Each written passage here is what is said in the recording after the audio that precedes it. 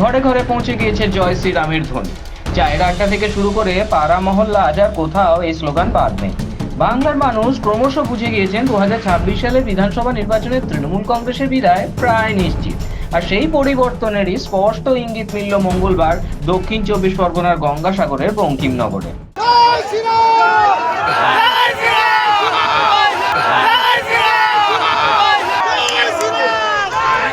খেলার মাঠেই যেন প্রতিফলিত হলো বাংলার মানুষের মনোভাব। উপস্থিত ছিলেন মথুরাপুর লোকসভা কেন্দ্রের সাংসদ বাপি হালদার এবং সুন্দরবন উন্নয়ন মন্ত্রী বঙ্কিমচন্দ্র হাজরা।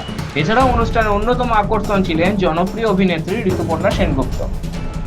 সাংসদ ও মন্ত্রী মাঠে প্রবেশ করতেই দর্শকদের একাংশ জোরালো কণ্ঠে জয় শ্রীরাম ধ্বনি তুলতে শুরু করে। মুহূর্তের মধ্যেই গোটা মাঠ রামময় হয়ে ওঠে। সেই দৃশ্য ক্যামেরাবন্দী হয়ে সমাজ মাধ্যমে ছড়িয়ে পড়ে এবং দ্রুততা ভাইরাল হয়ে যায়।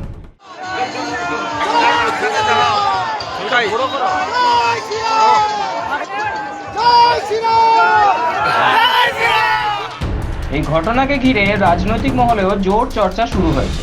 বিজেপির পক্ষ থেকে স্পষ্টভাবে জানানো হয়েছে, বাংলার সাধারণ মানুষ এখন বুঝে গিয়েছেন 2026 সালে রাজ্যে বিজেপি সরকার গঠনের পথে এগোচ্ছে। বিজেপির মতে এই জয় শ্রীরাম স্লোগান কোনো রাজনৈতিক উস্কানি নয়, বরং মানুষের স্বতঃস্ফূর্ত আবেগ ও পরিবর্তনের আকাঙ্ক্ষারই বহিঃপ্রকাশ। 2026 বিধানসভা ভোটের আগে এক বিরল দৃষ্টান্তের সাক্ষী হিসাবে থাকলো গঙ্গাসাগর। বঙ্কিমনগর ভাতৃসংঘের ফুটবল খেলার ফাইনাল টুর্নামেন্ট, যেখানে অভিনেত্রী ঋতুপর্ণা সেনগুপ্ত, তৃণমূলের এমপি এবং পশ্চিমবঙ্গের সুন্দরবন উন্নয়ন মন্ত্রী তারা একত্রিতভাবে মাঠে পরিদর্শন করছিলেন। র্যালির মধ্য দিয়ে দর্শক সাধারণের সঙ্গে ভাব বিনিময় করছিলেন। আর সেখানে এক বিরল দৃষ্টান্তের সাক্ষী সাগরদ্বীপের মানুষজনরা থাকলো। সেখানে জয় শ্রীরাম ধ্বনি, জয় শ্রীরামের ধ্বনিতে মুখরিত পুরো দর্শক সাধারণের কাছ থেকে।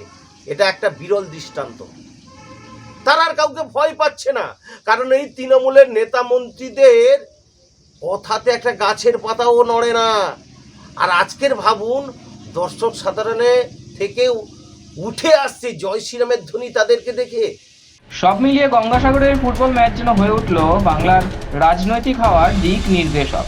তৃণমূল নেতা মন্ত্রীদের উদ্দেশ্যে জনগণ বর্তমানে জয় শ্রীরাম বলছে, যা তাৎপর্যপূর্ণ বলেই মনে করছে ওয়াকিবহাল মহল। ব্যুরো রিপোর্ট, মাধ্যম।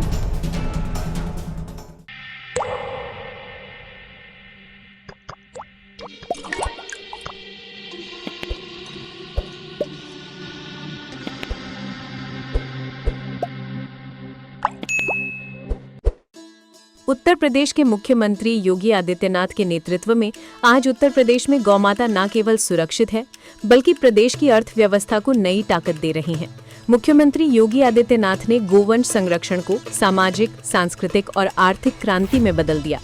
प्रधानमंत्री नरेंद्र मोदी के विजन और योगी सरकार की कार्य योजना से 2 जनवरी 2019 को देश की पहली निराश्रित गोवंश संरक्षण नीति उत्तर प्रदेश में लागू हुई। अगर कोई किसान 4 गोवंश रखता है तो 4 गोवंश के लिए 6,000 रुपए महीना हम उनको देते हैं। आम के आम और गुठली के भी दाम, यानी गौ माता की सेवा का पुण्य भी पाओ और सरकार का अनुदान भी पाओ। आज प्रदेश में 7,717 गौशालाओं में 12,52,000 गोवंश संरक्षित हैं। 520 मोबाइल वेटनरी यूनिट्स, 2,200 से अधिक प्राथमिक पशु चिकित्सालय और 2,575 पशु सेवा केंद्र दिन रात सक्रिय हैं। ग्राम स्तर पर जैविक खेती को बढ़ावा मिल रहा है।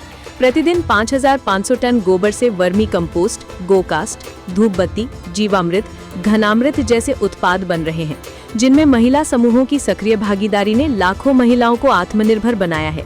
स्वदेशी नस्लों के संरक्षण और 3,08,000 निःशुल्क कृत्रिम गर्भाधान से दुग्ध उत्पादन में ऐतिहासिक वृद्धि हुई है। 390 लाख मीट्रिक टन का रिकॉर्ड उत्पादन। 1,67,000 करोड़ रुपए के योगदान के साथ गौ आधारित ग्रामीण अर्थव्यवस्था आज उत्तर प्रदेश मॉडल की सफलता का प्रमाण है। एक ऐसा मॉडल जो आत्मनिर्भर गांव और समृद्ध भारत का सपना साकार कर रहा है। मुख्यमंत्री सहभागिता योजना तथा पोषण मिशन अंतर्गत 1,14,089 लाभार्थियों को 1,69,024 गोवंश सुपुर्दगी में दिए गए हैं। मेरा नाम गोरखनाथ यादव, ग्राम जौकाबाद, पोस्ट कुडहन, जिला जौनपुर, उत्तर प्रदेश का रहने वाला हूँ। उत्तर प्रदेश सरकार द्वारा हमें 70,000 रुपये गौशाला बनाने के लिए मिला, जिसमें हमने 27/10 का गौशाला बनवाया। गोमाता संरक्षण के इस मॉडल से उत्तर प्रदेश में सभी तरह के कार्यक्रम तथा योजनाएं बनाई गई हैं, जिससे राज्य के साथ साथ देश का भी विकास हो रहा है। गोमाता का आशीर्वाद, विकसित उत्तर प्रदेश, विकसित भारत।